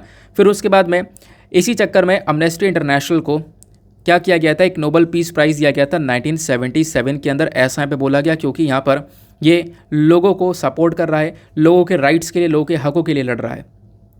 अब क्वेश्चन यहाँ पर यह है कि इस अमनेस्टी इंटरनेशनल कब बनाया जाता है। मैंने आपको बता दिया 1961 में लंदन के अंदर यहाँ पर इस पर्टिकुलर बॉडी को बनाया गया। इसका ऑब्जेक्टिव ऑलरेडी हम लोग समझ चुके हैं, ह्यूमन राइट्स को प्रोटेक्शन देना, और अगर ह्यूमन राइट्स का वॉयलेशन हुआ है तो उन लोगों को जस्टिस प्रोवाइड करवाना। ये बेसिकली यहाँ पर इसका काम है। अब ये कौन कौन से एरियाज़ में काम करता है, बहुत सारे सेक्टर को लेकर काम करता है। इसका उद्देश्य यहाँ पर यह है कि दुनिया भर में टॉर्चर को ख़त्म कर देना, या फिर डेथ पेनल्टी कहीं पर दी जा रही है, ठीक है ना, मौत की सज़ा दी जा रही है तो उसको ख़त्म करना। जो रेफ्यूजीज़ हैं, जो भी यहाँ पर एक कंट्री से निकलकर दूसरी जगह पर जा रहे हैं शरण लेने के लिए, उनके राइट्स को प्रोटेक्शन देना। वेमेन्स, चिल्ड्रन, माइनॉरिटीज़ के राइट्स को प्रोटेक्शन देना। तो बेसिकली यहाँ पर ये इसका अमनेस्टी इंटरनेशनल का पूरी तरह से काम होता है। तो क्या है अमनेस्टी इंटरनेशनल, आई होप आपको क्लैरिटी मिल चुकी है। चलो अब चलते हैं हम लोग अपने एडिटोरियल डिस्कशन पर। आज हमारे पास में कुछ इंपॉर्टेंट एडिटोरियल्स हैं, जैसे कि यहाँ पर ये एनपीटी को लेकर है। एनपीटी क्या है, non proliferation of nuclear weapons, discussion करेंगे इसके बारे में डिटेल से। फिर उसके बाद में एक एडिटोरियल है एमजी नरेगा को लेकर, तो काफ़ी कुछ है डिटेल से डिस्कस करने के लिए। अब देखो आज का एडिटोरियल डिस्कशन इतना इंपॉर्टेंट होने वाला है, उसके पीछे का रीज़न यह है कि ये जो सिमिलर एडिटोरियल है ना, यही एडिटोरियल इंडियन एक्सप्रेस के अंदर भी है। मैं आपको दिखाता हूँ, यही बिल्कुल सिमिलर एडिटोरियल इंडियन एक्सप्रेस के अंदर भी आया था। सी राजा मोहन का ये आर्टिकल है, the return of nuclear weapons. तो ये न्यूक्लियर वेपन्स का क्या पूरा कॉन्सेप्ट है, आओ एक एक करके डिस्कस करेंगे। सारे के सारे जो पॉइंट्स हैं, इंपॉर्टेंट पॉइंट्स, मैंने नोट्स की फॉर्म में निकाल कर आपके सामने लेकर आऊँगा। लेकिन उससे पहले आज का मेंस का क्वेश्चन क्या है उसको हम लोग देख लेते हैं, ठीक है ना, क्योंकि आपको डेली बेसिस पर एक मेंस का क्वेश्चन भी मिलता है। अब देखो क्वेश्चन थोड़ा इंटरेस्टिंग सा है, रिसेंटली सोलर एनर्जी चर्चा में था। अब देखो जो भी आपसे क्वेश्चन दिए जा रहे हैं ना, वो सब न्यूज़ में कहीं ना कहीं देखने को मिलते हैं। इस वाले क्वेश्चन के बारे में मैंने अभी डेली करंट अफेयर के वीडियो में डिस्कस किया था, आपको पता होगा। जियो थर्मल एनर्जी के बारे में चर्चा की थी, याद आ रहा होगा आपको, है ना। तो जो आपको क्वेश्चन मैं दे रहा हूँ वो शाम वाली वीडियो से भी मिल जाते हैं और द हिंदू के वीडियो से भी मिल जाते हैं। तो ये करंट इशू वाले ही क्वेश्चन है, ध्यान रखना। तो आज का मेंस का क्वेश्चन क्या है, discuss the solar energy potential of India, also discuss what are the challenges and steps taken by the government. India के पास में सोलर एनर्जी को लेकर क्या पोटेंशियल, क्या ताकत देखने को मिलती है। फिर यहाँ पे बताना है आपको क्या क्या चैलेंजेस हम लोग को इस पर्टिकुलर सेक्टर में आ रहे हैं। प्लस फिर उसके बाद में आपको यहीं पे एक और चीज़ बतानी है कि सरकार क्या क्या स्टेप्स उठा रही है। अब सोलर एनर्जी से संबंधित जो भी पर्टिकुलर स्कीम्स हैं उसके बारे में आप लोग मेंशन कर सकते हो। तो एक बिल्कुल यूपीएससी के लेवल का क्वेश्चन है। तो 250 शब्दों में आपको इसका आंसर लिखना है, और आंसर लिखने के बाद में कहाँ पर सबमिट करना है, टेलीग्राम पर जाना, सर्च बॉक्स में टाइप करना Deepak Yadav education mains answer writing, full form लिखना। आपको वहाँ पे वो मेंस आंसर राइटिंग वाला चैनल मिलेगा। लगभग 27,000 के आसपास वहाँ पे लोग जुड़े हुए हैं, आप लोग भी जाकर जुड़ सकते हो। और फ़ायदा ये होगा कि आप लोग जब अपने आंसर्स को लेकर सबमिट करोगे ना, तो आपका आंसर्स भी रिव्यू किया जाएगा। लेकिन करना क्या है, आपको भी आंसर रिव्यू करना है, क्योंकि वहाँ पे जो लोग हैं वो सब इतने प्यारे हैं कि एक दूसरे के आंसर्स को रिव्यू कर रहे हैं। और आप भी क्या कर सकते हो, दो आंसर एटलीस्ट यहाँ पे रिव्यू करोगे। रिव्यू करने से क्या फ़ायदा होगा कि आपको बहुत सारे इंपॉर्टेंट पॉइंट्स मिल सकते हैं जिसको आप लोग अपने नोट्स में इंक्लूड कर सकते हो। साथ ही साथ में आप दूसरे व्यक्ति की मिस्टेक बता सकते हो अगर उसके आंसर के अंदर कुछ मिस्टेक्स हैं तो, है ना। तो इस प्रकार से कोऑपरेटिव वे में वो ग्रुप चल रहा है पूरी तरह से। आप लोग एक बार जाकर वहाँ पर विजिट करके आ सकते हो। पसंद आए तो वहाँ पर बैठना, आंसर अपना सबमिट करना, एक दूसरे के आंसर्स को रिव्यू करना। इंटरेस्ट नहीं आता है तो उसको लीव कर देना, ठीक है ना। चलो अब आते हैं और चलते हैं अपने फर्स्ट इम्पॉर्टेंट एडिटोरियल की तरफ। अब जो ये पहला एडिटोरियल आपको दिख रहा है, इसके सारे इंपॉर्टेंट पॉइंट्स आपको नीचे दिखेंगे स्क्रीन पर, ठीक है ना। तो ये डायरेक्टली कॉपी पेस्ट आप लोग अपने जो भी मैं आपको PDF प्रोवाइड करवाऊंगा वहाँ से कर लेना, अपने नोट्स में ऐड कर लेना। देखो अभी दुनिया भर में चर्चा की जा रही है न्यूक्लियर वेपन्स के बारे में। अब ये तो मुझे ज़रूरत नहीं है बताना कि न्यूक्लियर वेपन्स क्या होते हैं। जो परमाणु बम है अपने आप में बहुत खतरनाक होते हैं, है ना। तो इसी के बारे में चर्चा की जा रही है।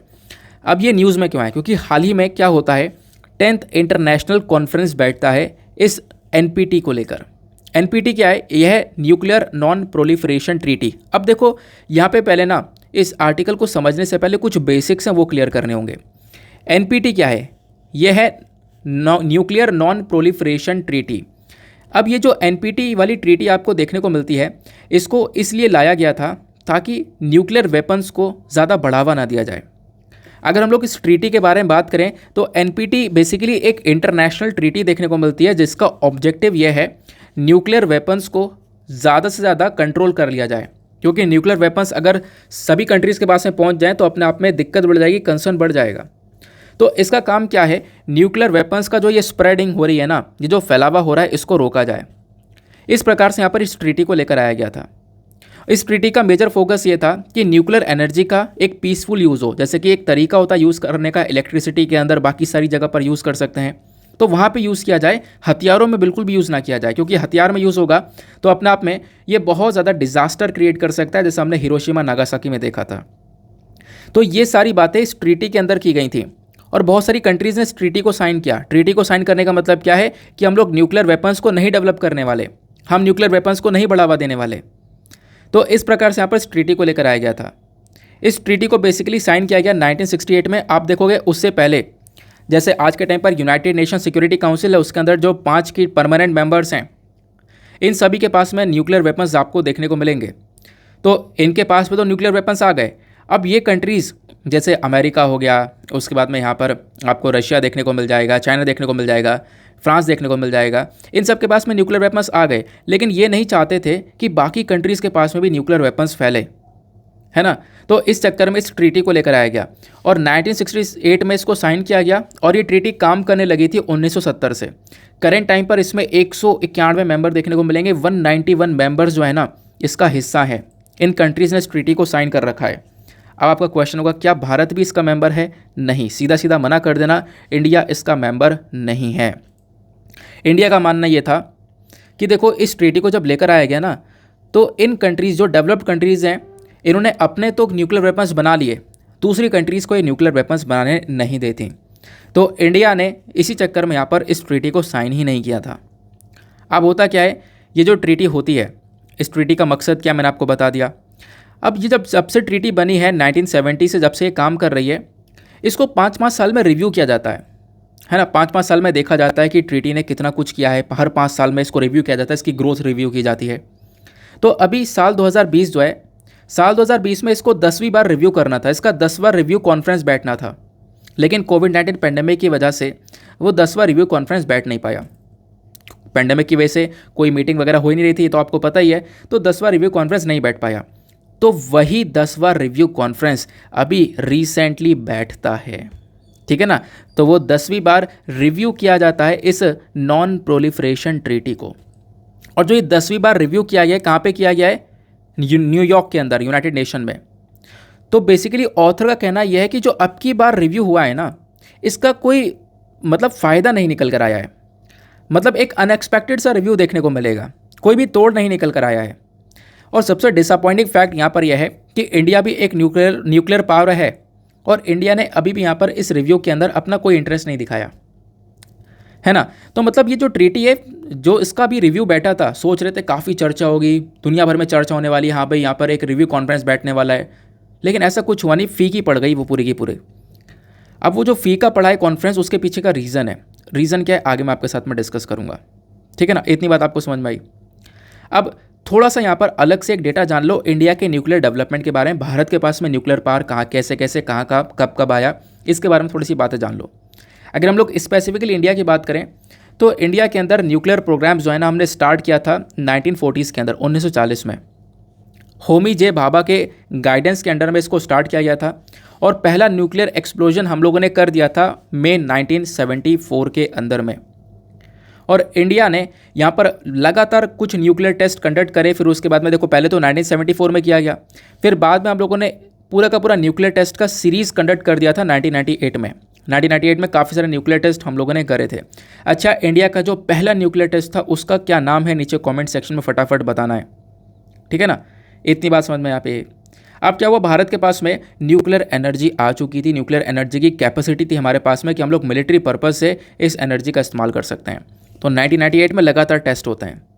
लेकिन यहाँ पे क्या होता है, हम लोगों ने जैसे ही 1998 में टेस्ट किया, टेस्ट करने के बाद में इंडिया एक डॉक्ट्रिन की तरफ बढ़ जाता है।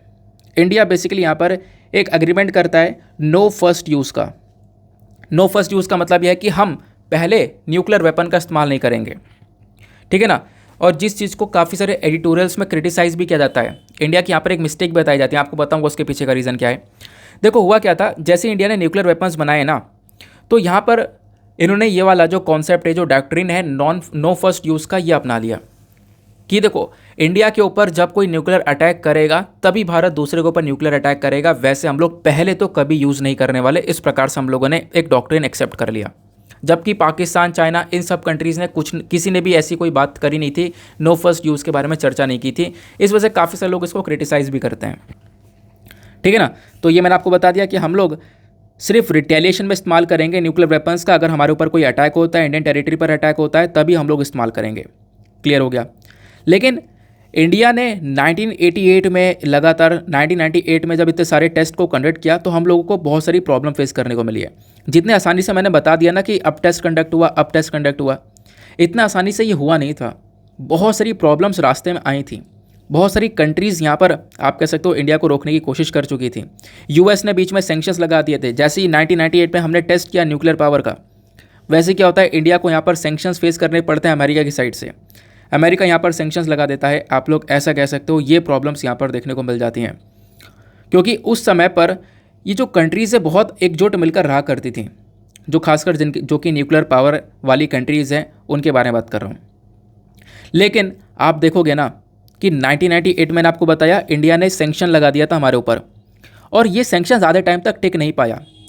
ज़्यादा टाइम तक क्यों नहीं टिक पाया? जैसे आज के टाइम पर ईरान वगैरह के ऊपर इतने लंबे समय से सैंक्शन लगे हैं, वैसे भारत के ऊपर ज़्यादा टाइम तक ये सैंक्शन टिक नहीं पाया। उसके पीछे का रीज़न है, उसके पीछे का रीज़न यह है कि कुछ टाइम बाद इंडिया यूएस के बीच में एक न्यूक्लियर डील हो जाती है। सैंक्शन के कुछ सालों बाद India US civil nuclear initiative उठाया जाता है 2005 में। 2005 में हम लोग अमेरिका के साथ में बैठकर न्यूक्लियर पावर को लेकर चर्चा करते हैं। उसके पीछे का रीज़न है, रीज़न यह है कि भारत के पास में न्यूक्लियर पावर आ चुकी है। और ये बात कब हो रही है? 2005 के अंदर। 2005 तक सिचुएशन पता है क्या हो गई थी? 2005 से पहले जो अमेरिका है, अमेरिका एक सुपर पावर की तरह दिख रहा था। लेकिन 2005 तक सिचुएशन ये हो गई थी कि चाइना खड़ा हो चुका था अमेरिका को टक्कर देने के लिए। चाइना भी यहाँ पर सुपर पावर की रेस में लग चुका था। अब अमेरिका को ये दिख रहा था, अमेरिका को एक थ्रेट था चाइना से। इस वजह से जो अमेरिका है, इसने लंबे समय तक सैंक्शन भारत के ऊपर नहीं लगाए। और यहाँ पे क्या हुआ, भारत को फिर इस चीज़ के अंदर सपोर्ट किया कि हाँ, इंडिया की मदद से अमेरिका चाइना को टैकल कर पाएगा। इस चक्कर में सैंक्शंस भी जल्दी हटा दिए। आई होप आप लोग यहाँ पर सारी बातें बहुत अच्छे से समझ रहे होंगे, ठीक है ना। तो जहाँ पर हमारे ऊपर रोक लगाई गई थी, अब उस ट्रीटी के बाद में हम लोगों को खुली छूट मिल जाती है, इंडिया को फ्रीडम मिल जाती है। हम अपना न्यूक्लियर आर्सेनल बना सकते हैं, हम लोग अपना सिविल न्यूक्लियर ऑपरेशन को कंडक्ट कर सकते हैं, यानी कि एक तरीके से न्यूक्लियर एनर्जी का सही तरीके से उपयोग कर सकते हैं इलेक्ट्रिसिटी वगैरह के अंदर। इन सब चीज़ों के ऊपर इंडिया को छूट मिलने लगेगी उसके बाद में।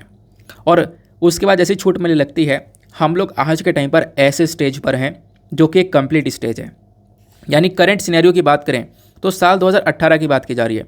साल 2018 में भारत ने अपना न्यूक्लियर ट्रायड पूरा कर लिया था।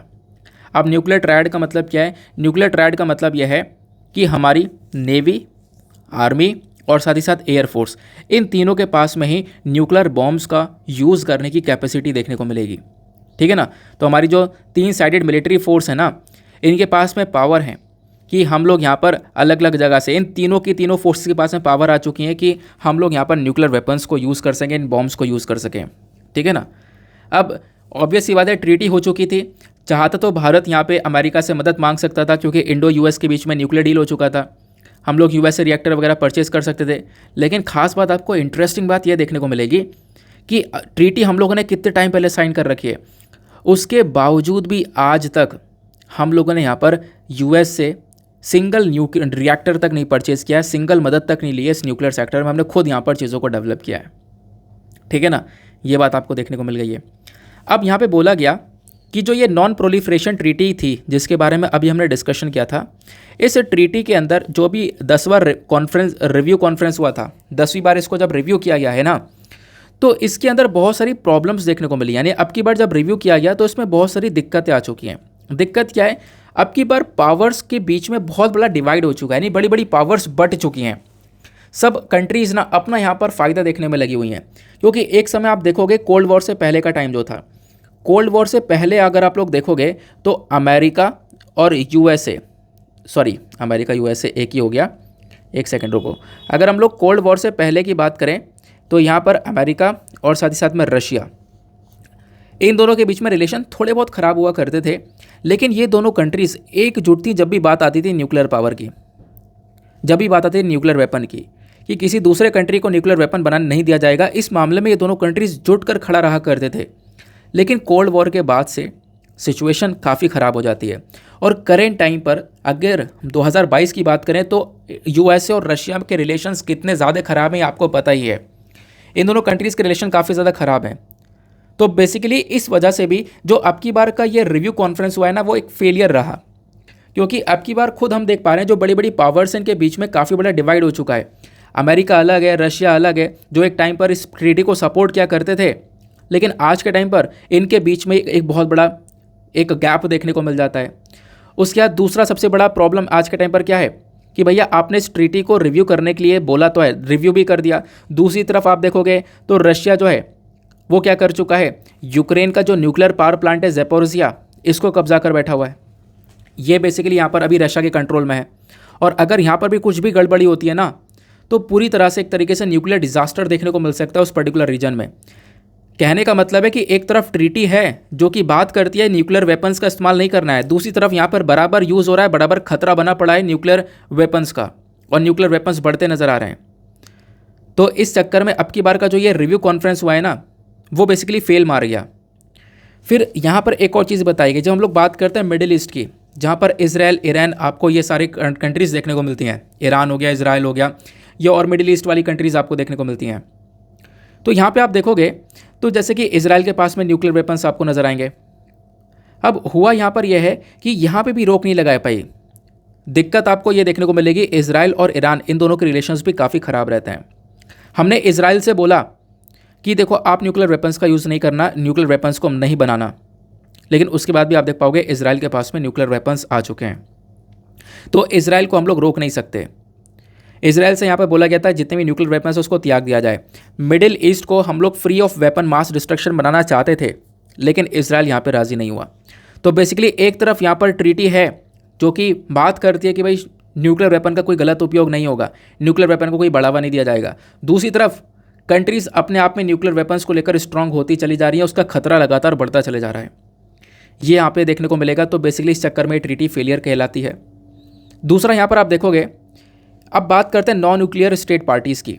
जिस प्रकार से दुनिया भर में आज के टाइम पर सीन क्रिएट हो रहा है, जैसे रशिया यूक्रेन का वॉर आपने देखा, रशिया ने लगातार यूक्रेन को धमकी दी भाई हम न्यूक्लियर अटैक कर देंगे। रशिया ने इनफैक्ट रिसेंटली आपको पता होगा पुतिन ने न्यूक्लियर अलर्ट भी जारी कर दिया था। तो इन चीज़ों से नज़र यह आता है कि आज के टाइम पर कुछ ऐसे देश जो हैं जिनके पास में न्यूक्लियर पावर नहीं है, वो भी आज के टाइम पर कॉन्फिडेंट होते हुए नज़र आ रहे हैं कि हमें भी न्यूक्लियर पावर चाहिए, हमें भी न्यूक्लियर वेपन्स चाहिए। तो आज के टाइम पर जो नॉन न्यूक्लियर स्टेट पार्टीज़ हैं ना, उनके अंदर भी कॉन्फिडेंस बढ़ता हुआ नज़र आ रहा है कि उनको भी यहाँ पर ये न्यूक्लियर वेपन्स चाहिए होंगे आने वाले टाइम पर। फॉर एग्जाम्पल मैं आप लोगों को बताऊँ, जापान हो गया, उसके बाद में कोरिया हो गया, ये कंट्रीज़ आज के टाइम पर डिमांड करेंगी न्यूक्लियर वेपन्स की। उसके पीछे का रीज़न यहाँ पर यह है कि जैसा हमने रशिया यूक्रेन का वॉर देखा, बीच में अमेरिका आया तो रशिया के पास में न्यूक्लियर वेपन्स हैं, यूक्रेन के पास में न्यूक्लियर वेपन्स नहीं हैं। और अमेरिका शुरुआत में सपोर्ट कर रहा था, लेकिन बाद में यहाँ पर देखा गया कि अमेरिका ने कोई भी सपोर्ट नहीं किया यूक्रेन को, ठीक है ना। अमेरिका का कोई भी सपोर्ट नहीं मिला यूक्रेन को। यानी अमेरिका अपनी छतरी फैला तो देता है कि मेरे पास में न्यूक्लियर वेपन्स है, मेरे नीचे आ जाओ ये सारी कंट्रीज़, मैं सपोर्ट करूँगा, लेकिन बाद में यहाँ पर यूक्रेन के सपोर्ट में नहीं आया। इस चक्कर में बहुत सारी कंट्रीज सीख चुकी हैं आज के टाइम पर कि अमेरिका बाद में लास्ट टाइम पे हमारे साथ में नहीं आएगा, तो हम लोग को भी न्यूक्लियर वेपन्स चाहिए। तो इस प्रकार की चीज़ें आज के टाइम पर नज़र आती हुई दिख रही हैं। फिर चाइना एक खुद का स्पेशल थ्रेट, मतलब चाइना को अकेला एक थ्रेट माना हुआ है, जिसकी चक्कर में आपको पता होगा रिसेंटली एक ऑकस डील करी गई थी, यानी ऑस्ट्रेलिया, यूके और यूएस, ऑस्ट्रेलिया, यूके और यूएस के बीच में एक डील हुई थी। उस डील के अंदर क्या बोला गया था कि ऑस्ट्रेलिया को न्यूक्लियर पावर सबमरीन्स दी जाएंगी, है ना। तो यूके और यूएस मिलकर ऑस्ट्रेलिया को न्यूक्लियर पावर सबमरीन्स प्रोवाइड करवा रहे हैं। और इसके बारे में चर्चा अभी जो ये हम लोगों ने 10वीं बार इसका कॉन्फ्रेंस रिव्यू किया है तो उसके बारे में उसमें कभी भी चर्चा नहीं की गई। मतलब 10वीं बार जब रिव्यू किया गया इस एनपीटी को तो उसमें कहीं पर भी चर्चा नहीं की गई इस बारे में।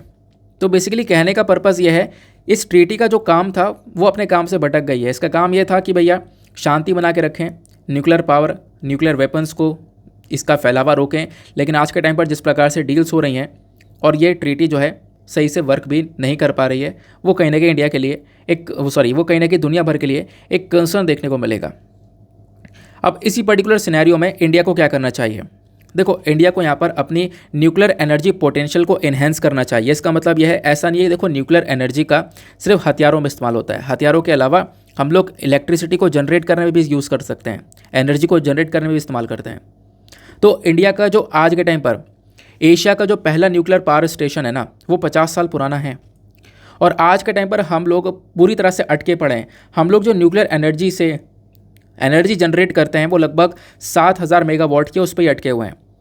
तो ऑथर का कहना यह है कि इंडिया को कुछ और तरीके निकालने चाहिए और इस न्यूक्लियर एनर्जी का सही तरीके से उपयोग करना चाहिए, एनर्जी के अंदर ही उपयोग करना चाहिए, एनर्जी को जनरेट करने के लिए उपयोग करना चाहिए, ऐसा यहाँ पर ऑथर का कहना है। आई होप आप लोगों को बहुत अच्छे से सारी बातें समझ में आ चुकी हैं। जितना भी कुछ था वो सब आपको यहाँ पे क्लियर हो चुका है। न्यूक्लियर मॉडर्नाइजेशन क्या है, न्यूक्लियर वेपन को लेकर क्या है, कौन कौन सी कंट्रीज़ के में थ्रेट देखने को मिल रहा है, कैसे यहाँ पर इंडिया ने धीरे धीरे डेवलपमेंट किया।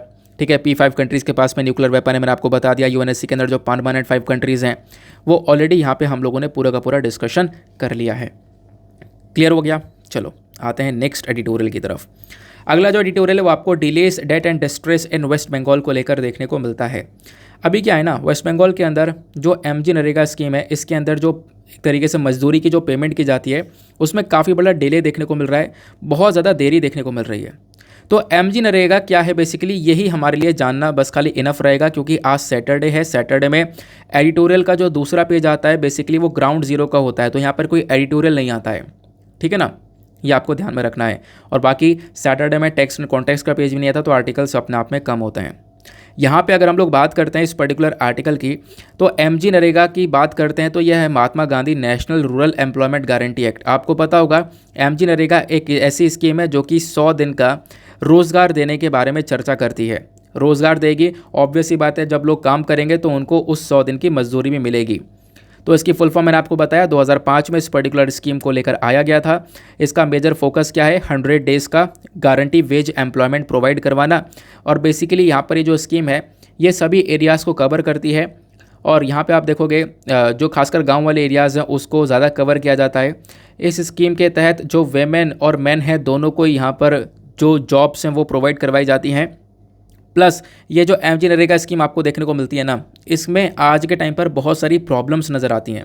प्रॉब्लम्स क्या है? सबसे बड़ी प्रॉब्लम यह है कि भैया यहाँ पे जो वेज रेट है, मजदूरी जो आपको देखने को मिलती है वो बहुत ही ज़्यादा कम है। अगर हम लोग एक लेटेस्ट डेटा के अकॉर्डिंग बात करें, नेशनल सैम्पल सर्वे ऑफिस के अकॉर्डिंग, तो 2017-18 के अंदर जो मजदूरी रही है वो पर डे के हिसाब से मेन की 264 रुपीज़ थी और वेमेन की 205 रुपीज़ थी। तो आप देखोगे यहाँ पर दिक्कत यह है कि जो वेज रेट, जो मजदूरी है MG नरेगा स्कीम के अंदर वो काफ़ी कम है। और उससे भी बड़ी दिक्कत यहाँ पर यह है कि जेंडर गैप देखने को मिल रहा है। आदमी को ज़्यादा मजदूरी दी जा रही है, तो यहाँ पे आप देख पाओगे वेमेन को काफ़ी कम दी जा रही है, जबकि वेमेन ज़्यादा काम कर रही होगी as compared to the man. ऐसा भी हम लोगों ने काफ़ी सारा सिनेरियो में देखा है। दूसरा यहाँ पर दिक्कत इस MG नरेगा के अंदर आती है वो है इनएडिक्वेट फाइनेंसिंग, यानी इस पर्टिकुलर स्कीम के अंदर पैसे की काफ़ी बड़ी कमी है। और यहाँ पर बार बार जब फंड ख़त्म हो जाता है इस स्कीम के अंदर में, तो इससे क्या होता है, ऑब्वियस ही बात है, जो वेजेस हैं उसके पेमेंट में देरी होने लगती है, यानी कि जो मजदूरी है लोगों को जो देनी है उसमें काफ़ी हद तक डिले होने लगता है। यह हम लोग लंबे समय से देख रहे हैं कि लगभग 15-15 एक महीना तक यहाँ पर बहुत डिले कर दिया जाता है इस वेजेस को देने के लिए। दूसरा यहाँ पर एक और सबसे बड़ा इशू है कि जो पंचायती राज इंस्टीट्यूशंस है उनका एक इनफेक्टिव रोल है, उनका कोई अच्छा रोल देखने को मिलेगा नहीं। अगर वो अच्छे से रोल अपना प्ले करें तो इस स्कीम को भी अच्छे से इम्प्लीमेंट किया जा सकता है। ठीक है ना, तो ये MG नरेगा स्कीम को लेकर सारी बातें देखने को मिलेंगी। इसका सोल्यूशन यही है कि भाई देखो, सबसे पहली बात लोगों को काम प्रोवाइड करवाओ और साथ ही साथ में यहाँ पर इस स्कीम को मजबूत किया जा सके, इसके लिए जो सरकार है हमारी उसको कोऑर्डिनेशन करना होगा। प्लस यहाँ पर जो आज के टाइम पर मेन और वेमेन के बीच में जो एक गैप क्रिएट किया गया है उस गैप को भरना होगा, यानी कि जो मजदूरी को लेकर दोनों के बीच में एक डिफरेंस देखने को मिलेगा उस डिफरेंस को यहाँ पर ख़त्म करना होगा। आई होप आपको यहाँ पे समझ में आ चुका है। तो ये सारी प्रॉब्लम्स वेस्ट बंगाल के अंदर एमजी नरेगा स्कीम को लेकर देखने को मिलती हैं। क्या है एमजी नरेगा स्कीम, वो हमने यहाँ पर डिस्कस किया। अब आज की वोकैबलरीज को देख लेते हैं, आज की वोकैब्स क्या क्या बोलती हैं। आज का फर्स्ट वोकैब बोलता है स्टॉन्च। स्टॉन्च मतलब होता है निष्ठावान या फिर लॉयल। दूसरा आता है वोकैब हेसन। हेसन मतलब जल्दी करना या स्पीड अप। तीसरा आता है आउटरेजियस। आउटरेजियस मतलब होता है अनोखा, अद्भुत या फिर आई कैचिंग। फिर आता है लेक्स। लेक्स मतलब होता है लापरवाह या फिर स्लैक। देन उसके बाद आता है रेप्रिव। रेप्रिव मतलब जो दंड होता है, जो सज़ा होती है, उसको यहाँ पे कम करना या उसको ख़त्म कर देना, निलंबित कर देना, ठीक है ना। तो उसको हम लोग पार्डन भी बोलते हैं इंग्लिश में। ये आपको क्लियर हो गया होगा। ये हमने सारे आर्टिकल्स ऑलरेडी कवर कर लिए हैं डिटेल्स से, अभी हम लोगों ने देख लिए हैं। हाँ, एक छोटा सा आर्टिकल ये देखने को मिलेगा यहाँ पे। क्या है, हमारी केंद्र सरकार ने डिसाइड किया है कि 60 दिन का एक स्पेशल मैटरनिटी लीव दिया जाएगा वेमेन को, जो कि सेंट्रल गवर्नमेंट एम्प्लॉई हैं, केंद्र सरकार के अंडर में वेमेन काम कर रही हैं। तो उनको 60 दिन का ये लीव दिया जाएगा, छुट्टी दी जाएगी। और वो 60 दिन की छुट्टी क्यों दी जाएगी, बेसिकली वो यहाँ पर मैटरनिटी लीव दिया जाएगा। यानी एक तरीके से आप कह सकते हो कि जो वो महिला है वो माँ बनती है। या फिर यहाँ पे बोला जाता है in case of still birth, बच्चे की मृत्यु हो जाती है, या फिर यहाँ पर आप कह सकते हो इन्फेंट डेथ हो जाती है, यानी कि बच्चे पैदा होते हैं यहाँ पर उसकी मृत्यु हो जाती है, तो उसके लिए यहाँ पर कुछ दिन की छुट्टी दी जाएगी महिलाओं को। इस प्रकार से यहाँ पर ये बातें रखी जाती हैं, ठीक है ना। तो आई होप आपको यहाँ पर ये भी समझ में आ चुका। मतलब छोटा सा डेटा था, इसके अंदर कुछ ज़्यादा डिटेलिंग्स नहीं थी, इस वजह से यहाँ पर इसको बिल्कुल लास्ट में देख रहे हैं हम लोग। स्टिल बर्थ मतलब होता है कि मतलब बेबी के डेथ हो जाना डिलीवरी के टाइम पर या डिलीवरी से पहले, ठीक है ना। तो वैसी कंडीशंस में यहाँ पर महिला को छुट्टी दी जाएंगी, ऐसा पे बोला गया है। एक प्रोविज़न यहाँ पर एंटर किया गया है, एक प्रोविज़न का एक ऑफ़र दिया गया है हमारे इन एम्प्लॉयज़ को, ठीक है ना। क्लियर हो गया। फिर उसके बाद में फर्टिलाइज़र वाले आर्टिकल्स हमने कवर कर ही लिए थे। एक छोटा सा आर्टिकल आपको ये देखने को मिलेगा। इंडिया और यूएई दोनों ने मिलकर क्या हुआ, डिस्कशन किया एक बायलैटरल टाइज़ को लेकर इंप्रूव करने के लिए। तो इंडिया और यूएई के बीच में जो भी यहाँ पर डिस्कशन किया गया है, तो इन दोनों ने यहाँ पर डिसाइड किया कि आने वाले 5 सालों के अंदर जो हमारा व्यापार है वो हमें 100 बिलियन US डॉलर्स का पहुँचाना है। ऐसा इंडिया यूएई डिस्कस करते हैं कि हमें 100 बिलियन डॉलर्स तक का व्यापार आने वाले 5 सालों में पहुँचाना है, ठीक है ना। तो बेसिकली यहाँ पर इनका एक इसी प्रकार से डिस्कशन हुआ था, यानी कि ट्रेड को लेकर ये चाहते हैं कि जो कोऑपरेशन है उसको और ज़्यादा इम्प्रूव किया जाए। तो ये थे आज के हमारे कुछ इंपॉर्टेंट से आर्टिकल्स, और इसके साथ में करते हैं हम लोग अपने इस लेक्चर को समाप्त। अच्छा, एक छोटा सा आर्टिकल और है, उसको भी फटाफट कवर करेंगे। वो आपको कहाँ पे देखने को मिलेगा, यहीं पर है। कहाँ गया भैया, ये रहा। तो हरियाणा जो रेरा है ना, ये बेसिकली ब्रोकर्स को वार्निंग देता है एक्स ऑर्बिडेंट कमीशन के अगेंस्ट में। मतलब हरियाणा का जो रियल एस्टेट रेगुलेटरी अथॉरिटी है, जिसको हम लोग रेरा बोलते हैं, इसने यहाँ पर वार्निंग दी है ब्रोकर्स को, जो यहाँ पर दलाल होते हैं, बिचौलिया होते हैं। तो इनको ये बोला गया कि भैया आप एक अत्यधिक कमीशन नहीं ले सकते। तो अब ये मुद्दा किस चीज़ का है, इसको समझते हैं। ये रेरा है। रेरा क्या है, मतलब real estate regulatory authority. RERA का मतलब यहाँ पर मैंने आपको बताया, इसका काम यहाँ पर क्या होता है कि जो आप कह सकते हो कि होता नहीं, प्रॉपर्टी डीलिंग वाला काम होता है। ज़मीन को लेकर यहाँ पे खरीद बिक्री हो गई, प्लॉट्स को लेकर खरीद बिक्री हो गई, घर को लेकर हो गई, वो प्रॉपर्टी डीलिंग वाला जो काम है ना, वो प्रॉपर्टी डीलिंग वाला काम इस रेरा के थ्रू हैंडल किया जाता है। तो ये अलग अलग स्टेट में ये अथॉरिटी देखने को मिलती है। तो हरियाणा की इस वाली बॉडी ने हरियाणा के अंदर जो भी ब्रोकर हैं, जो भी यहाँ पे प्रॉपर्टी डीलिंग का काम करते हैं, उनको बोला है कि भैया आप एक्स्ट्रा अत्यधिक यहाँ पर कमीशन नहीं ले सकते, ठीक है ना। ऐसा यहाँ पर मेंशन देखने को मिलेगा। तो रेरा क्या होता है, और थोड़ा डिटेल से डिस्कस कर लेते हैं।